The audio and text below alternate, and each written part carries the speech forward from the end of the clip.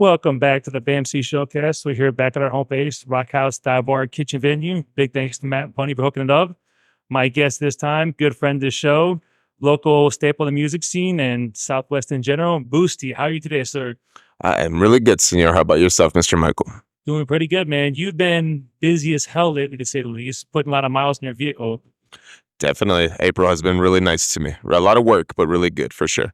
I know you have a big upcoming show at the Mesa Arizona Music Festival. That's leading to what you've been doing these past couple of weeks and the whole, I guess, mini tour you've been doing hmm Northwest. Well, it actually started in March because I went to Austin to go play a quick show there, and I had a blast. And then, then April started, and last weekend I think it was. Okay, so today's Monday. Yeah, last weekend I went on a little 3-day tour in New Mexico. I went to Silver City, Truth or Consequences, and Las Cruces. And shout out to Mr. Ingo and Truth or Consequences, such a sweet man. And of course, Iconic Records in Las Cruces. Much love to the iconic family, especially Little Jackson. We did that. I went with Snowmate and Dogjoy. Snowmate's from Phoenix, Dogjoy's from TRC. So that was fun. Then we had a Juarez show this past weekend, and I was there with the Hot Shot Kicks and Mr. Fraile. So that was fun as well. That was last night, actually. So needless to say, I got to work a little late this morning. And yet he's here messing around with me at the podcast. That's a true professional right there. Got to keep it moving, brother. And now, is it this Friday or this Saturday you're doing Mesa, Arizona? So Saturday I'm gonna have 2 shows for that Mesa Music Fest. They have me on I guess like a stage in the alley on Main Street at like 5:30, and then they have me at a brewery later on at night from like 9:30 to 10, I believe. So I'm gonna be doing 2 shows on Saturday, and then I was able to get a show in Bisbee, Arizona, which is on Friday. So that's gonna be at the Quarry. So this week I'm gonna have 3 shows in total. So Saturday, is it one event, 2 stages, or is that 2 separate shows on Saturday? Just curious. They're gonna have several stages. So the Mesa Music Fest is gonna be going on all weekend. So it's gonna be from the 19th, I believe, I think it's the 19th to 20th. Maybe there's a Sunday, but I'm not part of Sunday, so I'm not too sure about that. But they're gonna have a bunch of shows. There's all day. I think I saw on the flyer 250 plus bands. A lot of them from like obviously Arizona, Colorado, California, Washington. And on the flyer, I'm the only one representing Texas. So I saw that because I was like, "Oh, who's playing?" I'm like, I only know Boosty crap. and it said TX. So yeah, I was the only one with Texas there, and I'm very excited for that. Red and strong. Good job, man. Thank you.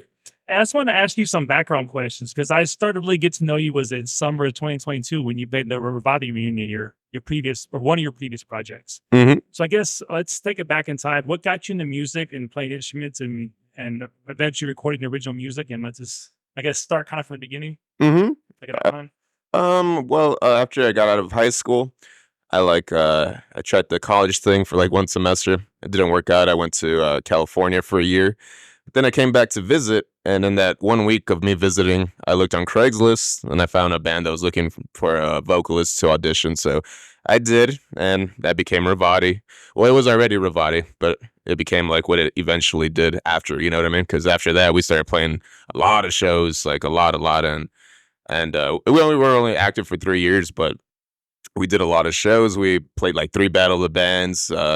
We were able to do the Balloon Fest back when there was still like the KLAQ Balloon Fest, and they used to like bring bands all day, and that was fun. We were like 1 band before Hailstorm, so that was pretty cool. They were kicking us all out when the chick from Hailstorm were coming in. They're like, "All right, everybody, get your instruments, or they're staying in here." So we were like, "Oh shit!" But so that was fun. Was that 2015? That was 2013. Yeah, so 2013, and yeah, like I said, we just kept on moving it forward, and eventually, we disbanded. Everyone went their own separate ways, and I spent a year just buying the gear that I needed that would eventually turn into my Boosty project. And then the second year, I made my first album with it, and then finally, 2018 on 420, I debuted. So it was a nice little journey, but you know how this shit costs money, man. So sometimes it takes a lot of time waiting to build a budget for it. It's the best, but also the most expensive hobby, unfortunately. Mm-hmm. So what made you go from like being like a traditional band to a solo electronic project? Well, I just started getting into like electronic artists like Fever Ray and Boards of Canada and The Knife and Grimes.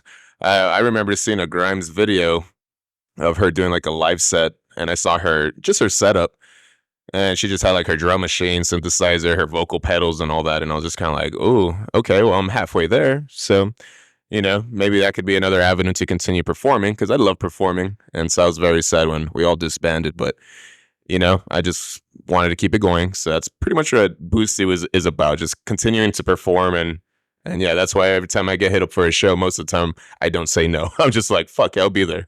As a guy who used to run shows somewhat regularly, we appreciate the hell of that, sir. Hell yeah, I'm pretty sure that's how we met, didn't we? Yeah, I saw you the Rabani reunion. You guys had each of you were doing your perm projects, and then Rabani was like the headliner. Uh huh. And then I remember seeing you, and I was like, man, I want to book that dude. Then like a couple days later, before I even messaged you, you hit me up. I was like, oh, okay, cool, this is gonna work. Okay, wow, nice synchronicity.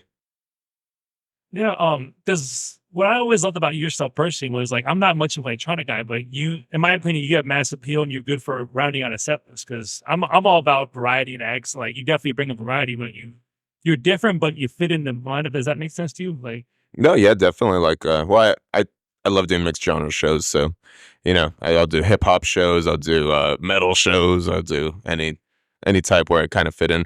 I kind of didn't fit in one time at it was like a corrido show. I didn't really fit into that one, but I still had a good time. cool, man. And also, I know you've done a lot of promoting on your own. I remember you had that show. That this is I'm dating myself here, but I remember you did a show at the Mad Hatter, and didn't you do Campus Fest or you spoke for bands or I don't know the particular details about that. So a Krampus Fest is from Kaleidoscope Art Market, and I used to work with them as a host, and I still do, just not as much as we used to, because there was like 2 years where it was just they would do 2 shows per month, so that was already like 2 weekends per month, that was just dedicated to Kaleidoscope, and yeah, they work really hard, and right now they're doing really good job. They're at the Coliseum right now, so they have a lot of art markets now at the Coliseum, and just they're bigger, they're better, they're sweeter, and goddamn, they earned that. So that's their show, and they just usually call me to host, and so yeah, that's more of a Kaleidoscope thing for sure. But Krampus is awesome. I love that Krampus Fest, man. Everyone has such a good time when they go. Now they're the ones that used to bounce around a lot. So they be like in different venues or And that's why I said that. Well, they just work really hard because they would start in one spot and then they would go to another spot and then they would have several spots. And like I said, now they're at the Coliseum. So look at them. that's pretty amazing, dude. Do you have any local shows up here at the Rock House? I know you were here not too long ago for Matt Stock, and then I saw you over at the name escapes the Waco Tank Show. Iron Gnome. Iron Gnome, that's man. That was a That was fun. a little cold, but that was a good night. That was a fun one for sure. Well, the last one I had here was opening up for Antania, I believe that's how you pronounce it, and they're this awesome electronic metal act from California, and yeah, they killed it, man. I loved it. As far as local shows, it won't be until next weekend, April 26th, I believe, and I'll be opening up for two tribute bands this time. One of them is called The Red. They're a Chevelle tribute band. And the second one are the ones that I've been playing with for already like the past month. They've invited me twice already. Alone I Break, and they're the Corn tribute band. And they've been sweet enough to keep inviting me to open up for them. So I'm very grateful for that. Yeah, Thank you, Alone I Break. Thank you.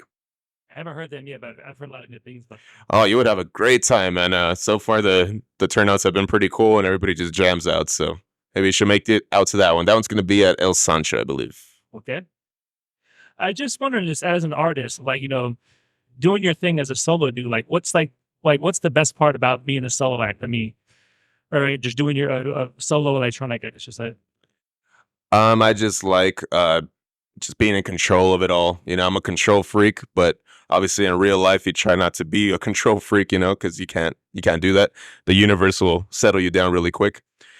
But when it comes to your own project, well, that's where you can just let it all out. And so I just love being in charge of where I'm going to play. If someone hits me up, I don't really have to ask, all right, what's your schedule looking like? What's your schedule looking like? It's just, okay, is it a yes, Stevie Ray, or is it a no? Or should I say Boosty? Oops. And So yeah, that's what I like about it. Just the independence of it, the fact that you can just get up and go whenever you want. And yeah.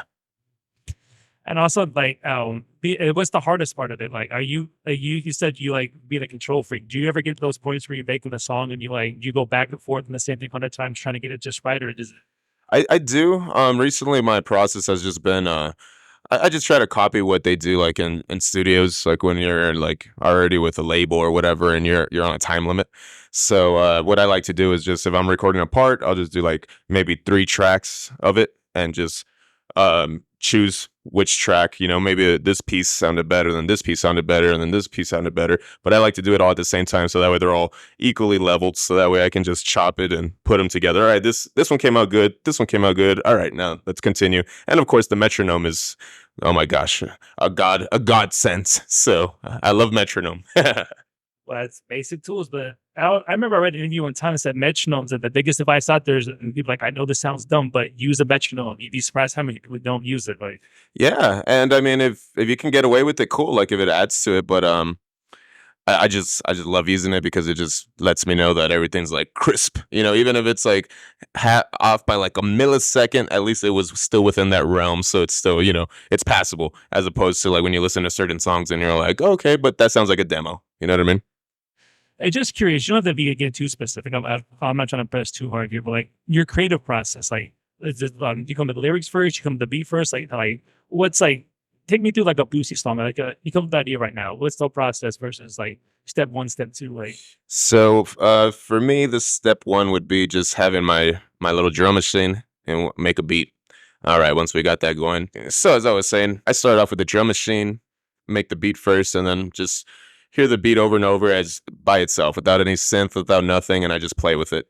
See what comes out, see what kind of melody I can come up with, and then but it always changes, man, because then I start adding synth parts to it and then I start adding the bass to it and then it just turned into another song, you know what I mean? So but yeah, I start off with the drum machine, then I throw in the synth and the bass on it, and then once I kind of have something that kind of starts sounding full, then I start trying to mess around with the vocal melody. And once I find something that I like, a vocal melody, I'll just be singing gibberish or saying gibberish stuff, but just trying to find a melody that works with it. And once I find something that's at least cohesive with it, um, then I can start the lyric process. You know what I mean?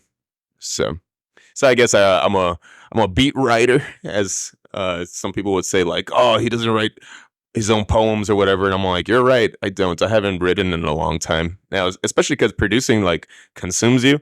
Because you get more into like a part of you becomes that beat. So it's kind of like you can express yourself without having to find the word for it, and then just a sound can just kind of express it for you. So in a sense, I'm like, yeah, I write to the beat, but I wrote the beat as well, so it works out. Well, in my opinion, I mean, from personal experience, the beat is a lot harder. So hats off to you, because for me, that's the hardest part of any song.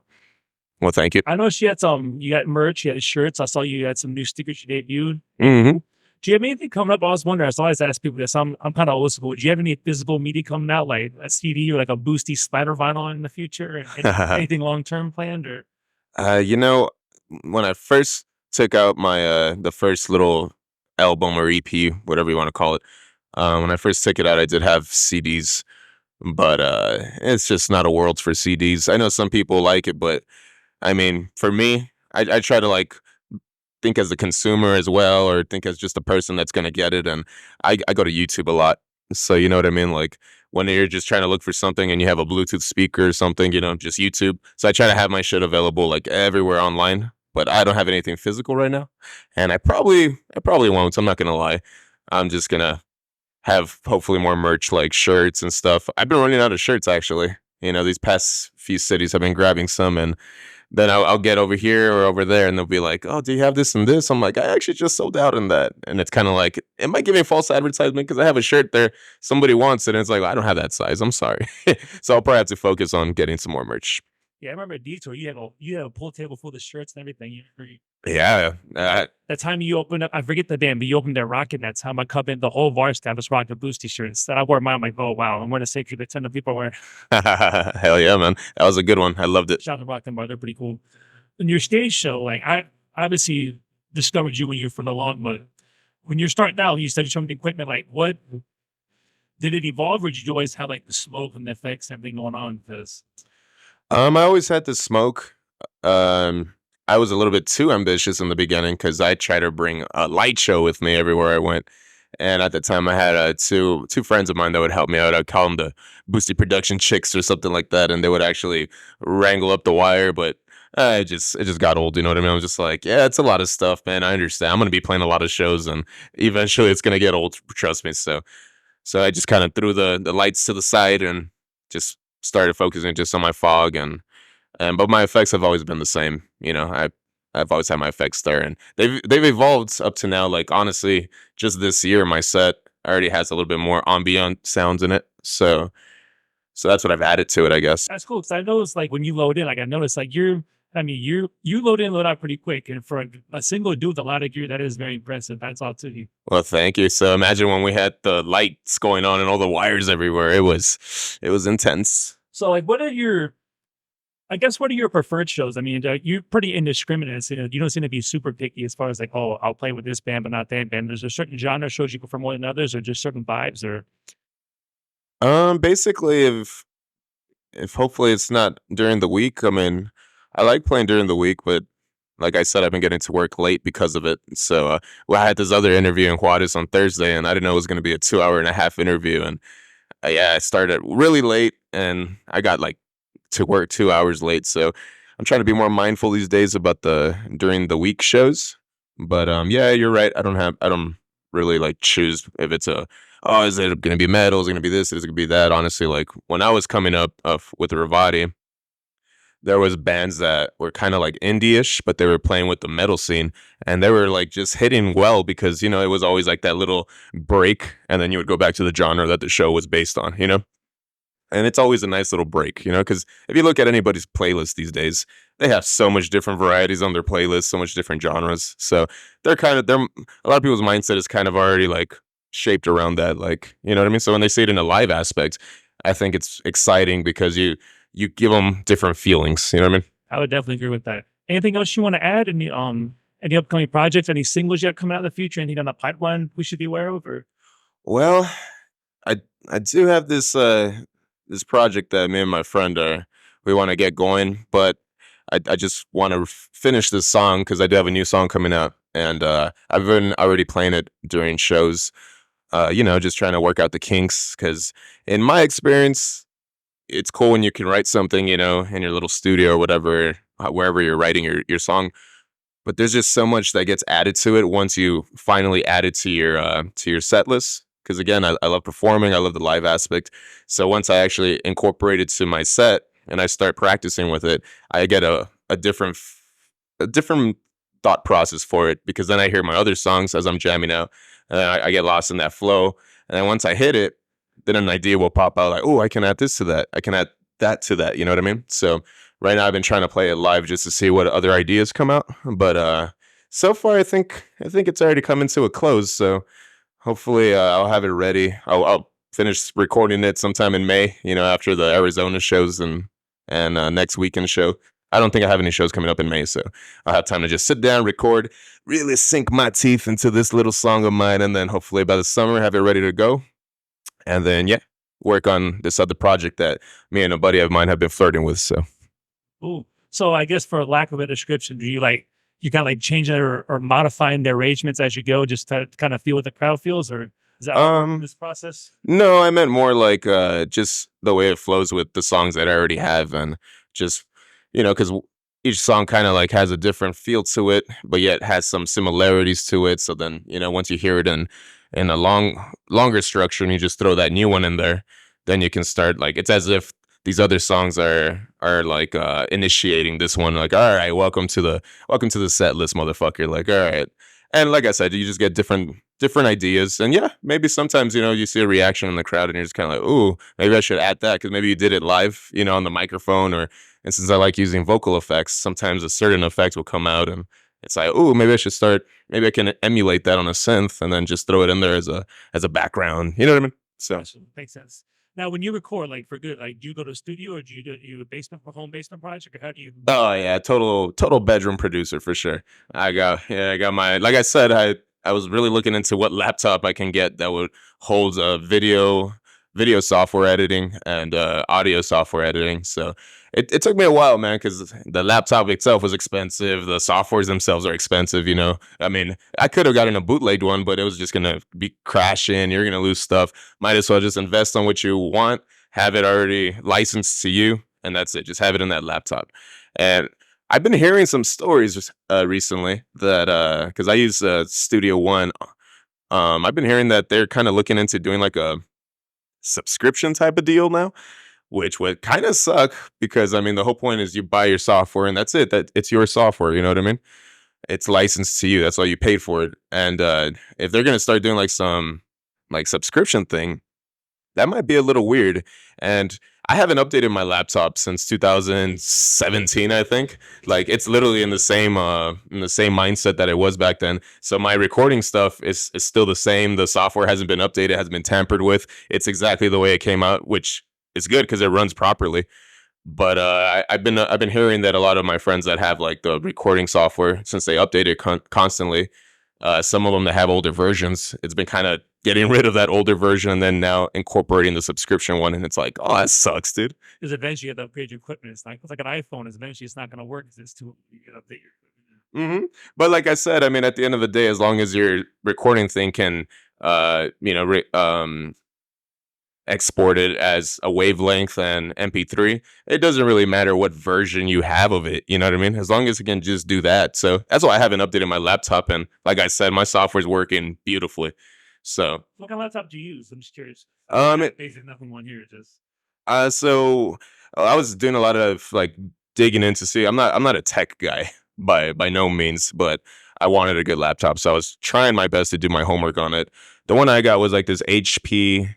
I think it was like the 7. It was like a 7 I something or 7 core processor. I'm saying it wrong, but I know there was your 3 at the time. I guess I'm sure they've gotten better, but there was your 3, there was your 5, and there was your 7.